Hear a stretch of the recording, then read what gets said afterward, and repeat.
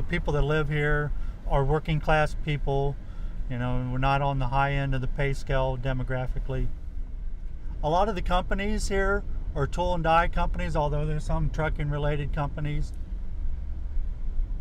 And here you got industry on one side of the street, residential on the opposite side of the street. So it really just shows you the mix that our neighborhood has.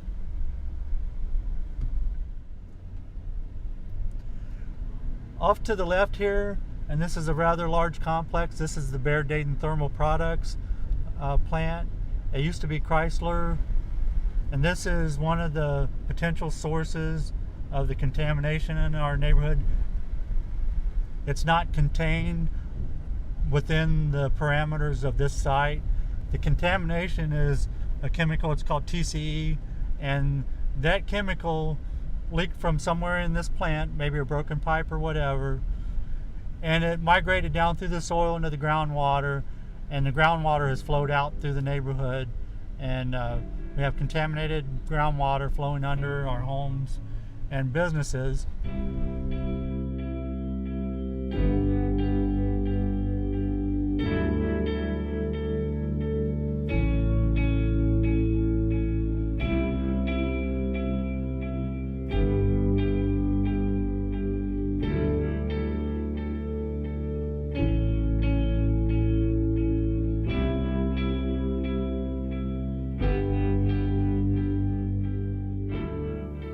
Basically, the vapors from the chemical from that contaminated groundwater flows up through the soil, and if your basement slab has a crack through it, those vapors, they come into the basement, they migrate into the home.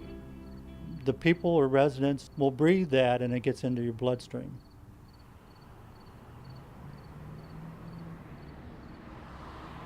People had questions. There was concerns about health. There's like 7 types of cancer that could be caused by exposure to vapors from TCE. We started talking about what kind of strategies we needed, decided to form a committee. I came up with the acronym BVOCAL, and BVOCAL means Bear VOC Area Leaders. And VOC is volatile organic chemicals. The site was purchased by Bear from Chrysler Corporation, and I think it was partly due to our pressure. Chrysler agreed to test a portion of the neighborhood, and the US EPA tested another portion of the neighborhood. So that was our first thing to get testing done.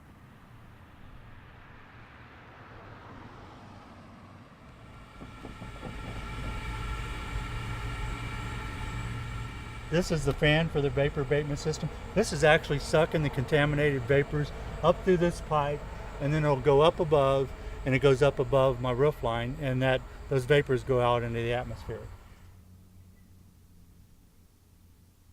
There was an action level that the US EPA set that was a requirement for installation of a system. One of the homes had levels that was 650 times above the action level. There are some people that probably aren't even aware that this issue exists because 2/3 of our residents are renters. There's no peace of mind if your neighbors have a system and you do not. And there are a number of those cases in the neighborhood, and it's very concerning.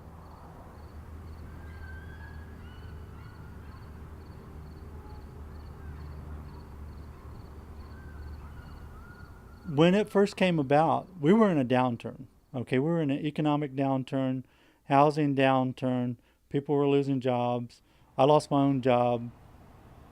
Some people moved out of the neighborhood, so that was their way to solve the issue. They just got the hell out of there.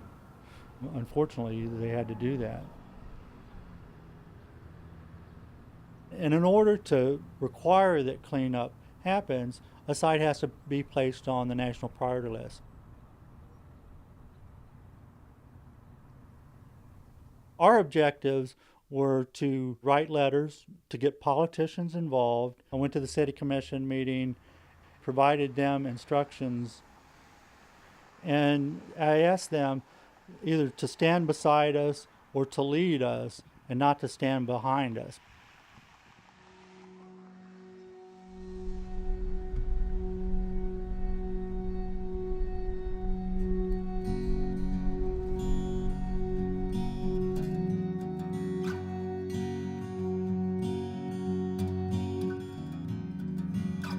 I'm not going anywhere. I'm not leaving my neighborhood. I'm not leaving my home. It's the whole reason I became involved as a volunteer anyway, is I'm going to live here. Sometimes when you state, this is where I'm at, it makes you look at what needs to be done. Yes, it's great to look back at what you've accomplished, but where are we at now? Knowing the history of Superfunds, the ultimate cleanup, we're looking at 15, 20 years. We have to be vocal again, and believe me, we will.